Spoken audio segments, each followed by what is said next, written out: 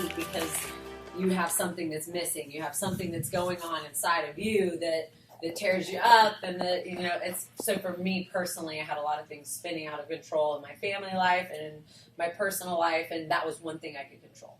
What went in my body. I mean, I still struggle every single day. It's funny because you think about a person in your head who you would think would never have problems, you know, with their body image. Like, I mean, I have to talk. It's an internal battle every single day. I have to talk to myself every single day. But for me, it always been active. So that had never been a journey that I kind of quit until after I finished playing college soccer. And after that, it's like, who am I? I'm a normal person now, and I don't know what that means. And so because of that, my identity was shaken, and I just completely stopped. Like, it's everything. And so I stopped for about a year, and then after that, I just had to figure out a way to rebuild myself. And when you do that, and I'll talk about it a little bit, but when you do that, it's like you aren't where you used to be. So you already feel defeated even starting out because you knew you'd been in a place that's fitter or stronger or leaner than you are now.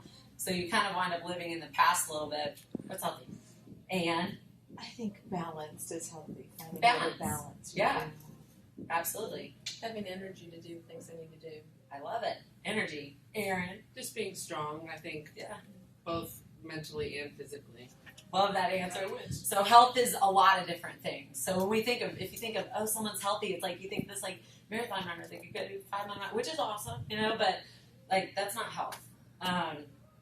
So I put 3 definitions down. We're not going to read them. We're just going to skip by. But fit, health, and wellness are actually 3 different things, and we define them different ways. So it's really like my favorite thing is that it is a balance. It's a balance of everything you do, because if all you're worried about is your physical health and what you look like, a lot of times your mental and emotional health can go to the wayside, which is a huge problem because it's going to be cyclical and it's going to come back around and bite you in the butt.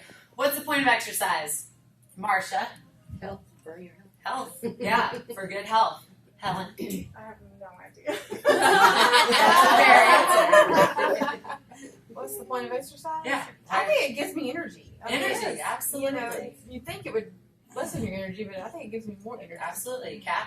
mental health. Kat? Yeah, it burns off steam. Like, so I see women of every age, shape, size, fitness level come from every backgrounds of abuse, backgrounds of eating disorder, everything you can imagine. Just think of things you've dealt with. I mean, all of these women come to the same place at all different levels, and they have to find a way to get to class. And I mean, some are overweight, some are not, some are crazy fit, and all of them have their insecurities. And so being able to conquer your fear and your pride that's like, I don't want to look stupid. You're not going to be comfortable. It takes getting out of your comfort zone, and that takes partially having this attitude of, I don't care what these people think, because I'm not here for them.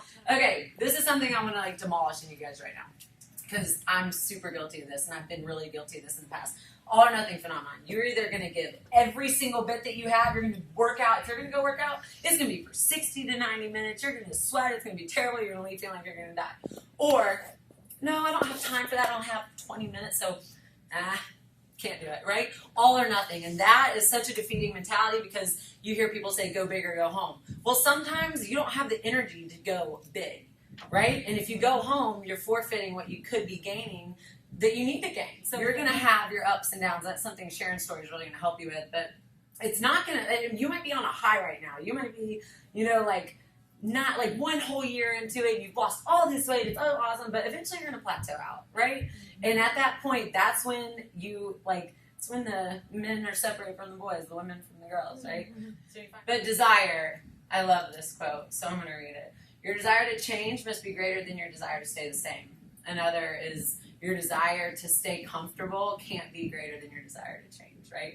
It's always change over. It's not going to be comfortable. Like, to live a healthy lifestyle, not just like to get huge muscles, to live a healthy lifestyle requires you have to find a way to keep that desire there, even when you don't want to. Make a pros and cons list. Say, if I were to quit today, what would happen?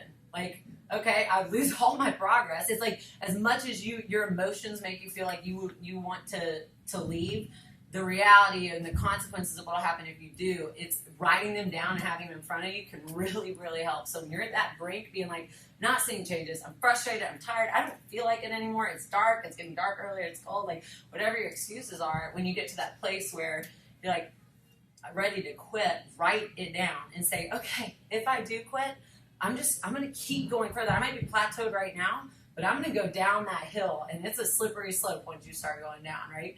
Then you're going to be further than you started. Whatever it is, like dream a little bit, set a new goal. Like, for example, like even with my clients, we're going to have a new goal when I get back from Hawaii, and it's just going to be to just kind of ramp it up, to change it up. If you're kind of getting, if you're stagnating, if you're kind of like, then change it up. Even if that's, I wanna be able to run 1 mile in a row, or I want to be able to do a 5K without stopping. You know, like whatever that might be, new perspective. You can't. So you're leaving that there. So what do you have? You have who you are now. You have who you're going to be now. You have the choice and the power is completely yours to decide what you want to do with it. New starting point, new goals, not focusing on who you were anymore. So if you get nothing else out of the day, like the biggest thing that I would encourage you to do is, no matter if it's a little bit, a big bit, whether it's a long period of time or even like, so at this point, like you have to take that power back, not allow yourself to be distracted with who you were or where you were, and start moving forward. Even if that's just for this time, which means you got to kill off the guilt and the shame and the frustration and the anger and whatever other emotions come along with, why did I let myself get where I am? How did I get here? All the disappointment, you got to kill it and not resurrect it, and focus all your energy and everything you got on moving forward and learning to love yourself where you are. I was overweight. I had to look at myself in the mirror. You know, I hated myself. I hated who I was. I was on 2 types of blood pressure medicine. I was on diabetes medicine. I was on cholesterol medicine. My doctor literally told me if I did not lose weight, if I did not do something to, better my health, I was going to die.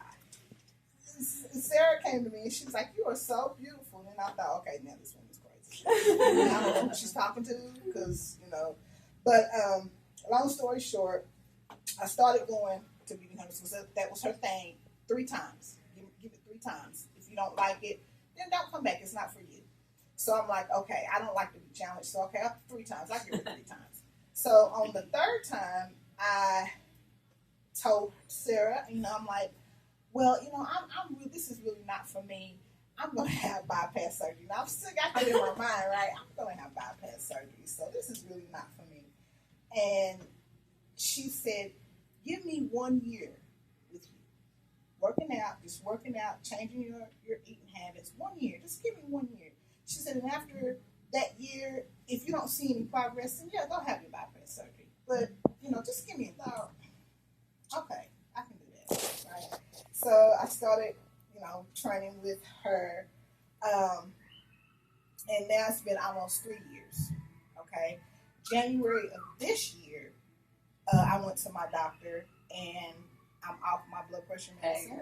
I'm off my diabetes medicine. My cholesterol numbers are awesome. I'm down 4 dress sizes. I feel awesome, like just amazing. I love to work out. I love it. My body now craves it. And I did not have a surgery. I haven't even thought about it. Because it doesn't matter how slow you go or how slow the process takes. Just don't quit, because you are making progress.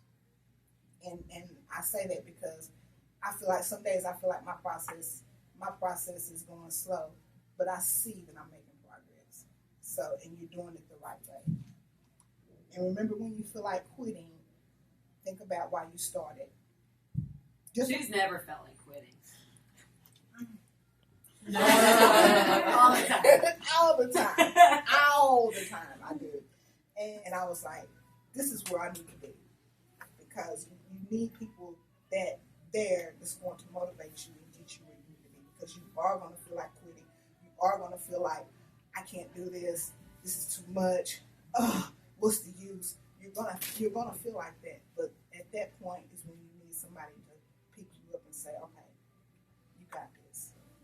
So, like Sarah said, if you need to call her. You can call me. Maybe text.